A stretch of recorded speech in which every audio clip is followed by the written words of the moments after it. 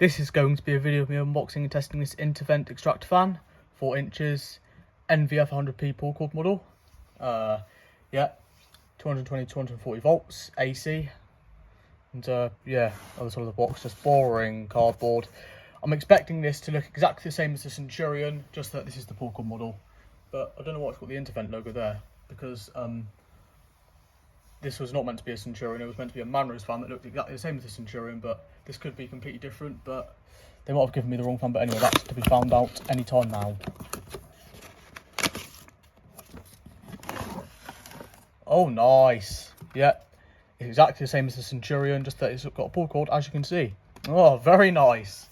Yeah, I was not expecting that. Well, yes, I was expecting that, but because it was this box, I think this has been branded on the Intervent logo, Intervent brand. So this is an Intervent and the other one's a Centurion. But yeah, I can definitely tell them apart because of the brands. But yeah, this is branded by Intervent. Nice. Thought it was going to be Manrose, but no, Intervent. Okay. So yeah, here's what it looks like. Yeah, Pullcord there. Yeah. You're noticing a pattern with me. I'm buying these fans in standard and Pullcord. I'm buying two of the same thing, just that one's standard and one's in the Pullcord model. Yep, NVF100P. Yep, Pullcord model. Blades in there, look. Yeah, I'll probably put this next to the... actually, no, I won't. I'll put it back in its box. I was going to put this next to the Centurion and see what it looks like. But yeah, this is an Intervent thing. But yeah, anyway, I'm going to try and stamp this open. There we are. Right. Is that going to come off then? Going to come off?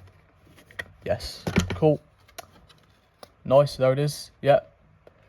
Oh, it's got a hole for the Pullcord. Nice. That's cool. Yep, screw down there in case this bit breaks, because it broke on the Centurion. I broke this part on the Centurion, so now if I want to secure the grill to the actual fan, I'll have to use the screw. But yeah, see, this one's got a screw.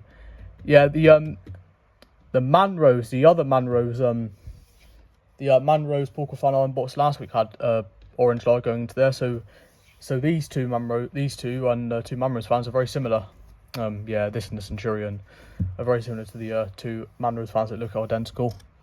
Yeah, permanent live and neutral. So brown in the left terminal, the blue in the right terminal. Yeah, and there's a centre pot there. So yeah. Now I don't even know. I can't even remember if this is. I can't even remember if it's off or on the Pullcord. But yeah. Anyway, I'll come back once I've got this wired. As you can see, I've now got this wired. As you can see, I've got the brown in the permanent live and the blue in the neutral. Yeah. And then, yeah, anyway. Got the oscillator switch just behind it. It should be off from the Pullcord, so, yeah. Anyway, now I'm going to plug it in. Turn it on there. Turn on the oscillator switch. Ah, it did turn on the oscillator switch. Okay.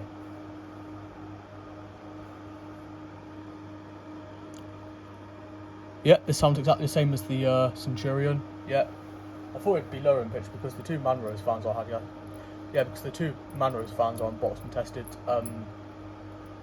they both sounded different. Both this and the Centurion sound the same. Yeah, put on the cord. Yeah.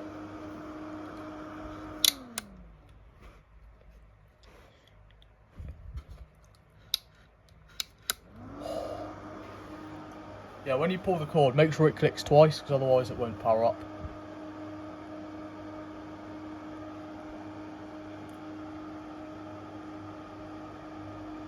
Cool. Sounds very strong. Yeah, this one sounds more powerful than the Intervent, but it's not. Because it's just louder. It's just louder. There's just more friction. This one's got a louder motor than the other one. The motor just whines with these cheap fans, but with the Intervents, they don't. The Intervents don't make any noise. It's just literally the impellers blowing air. All you can hear is the impellers. You can't hear the motor whining, but in this one you can definitely hear the motor whining. So, yeah. At least it sounds healthy. What I'm going to do to make it easier for myself, I'm going to turn it off from the oscillator switch. Yeah, decent spin down. yeah, what I'm going to do is I'm going to turn it around and turn it on the isolate switch. It just makes it a lot easier for me, you know.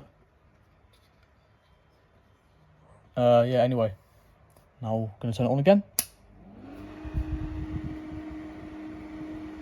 Oh yeah, getting some air from it. Yeah. Looks really cool when it spins on camera.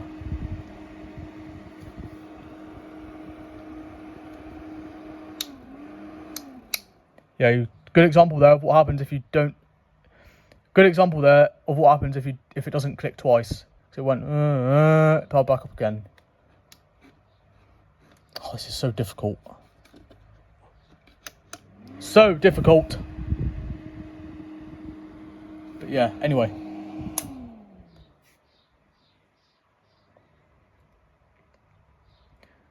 Right. I'll return once I've got the front cover on. As you can see, I've now got the front cover on. Yeah, this is what it sounds like now.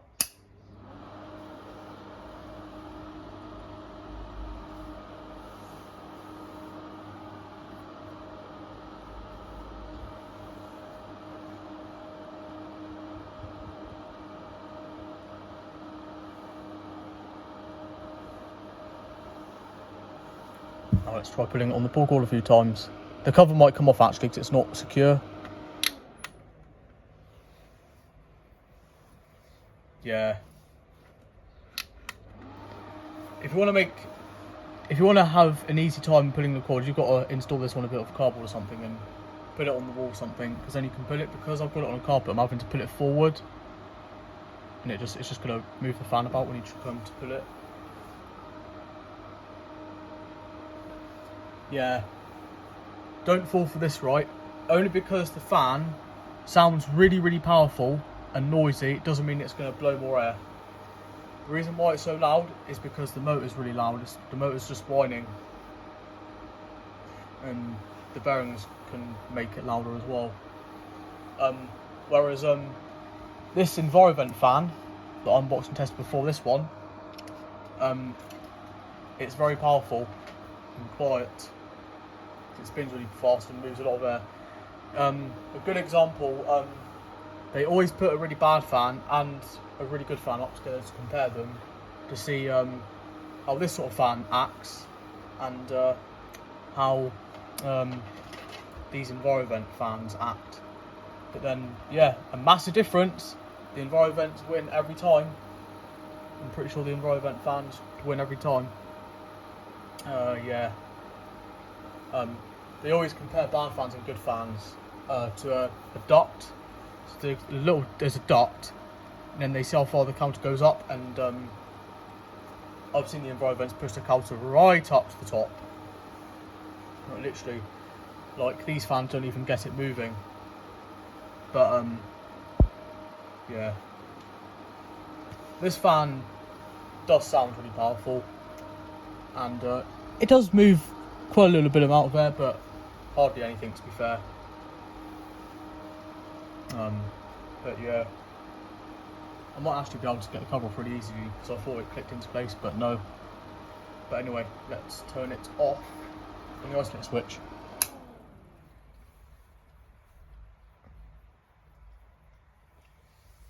Yeah, I'm going to disconnect this and put the Intervent 100 on, as you probably thought. But yeah, this is a good fan. At least it works well. And yeah, identical to the Centurion. This one's branded Intervent. Yeah, you can see these branded Manros as well, because someone said to me in the comments that the Centurion's branded by Manros, but it's just confusing really. But I'm going to go by what it says, because when I got the Centurion, it had the Centurion logo, and this one's got the Intervent logo there. It's not got it anywhere else. I don't know if it's got the Intervent logo anywhere else. But as you know, in other fans, they've, as you can see on this Extractor DX150S,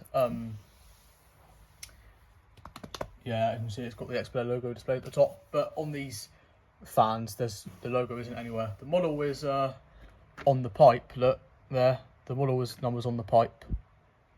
But yeah, you can't find the logo anywhere. Like, you can't find the brand logo anywhere. But yeah, anyway, this is just a video of me unboxing and testing this Intervent 4-inch white Axial fan, Extractor fan, with a Pullcord 4 inches, 100mm. Works very well. And yeah, with that, thanks for watching, and I'll see you in the next video.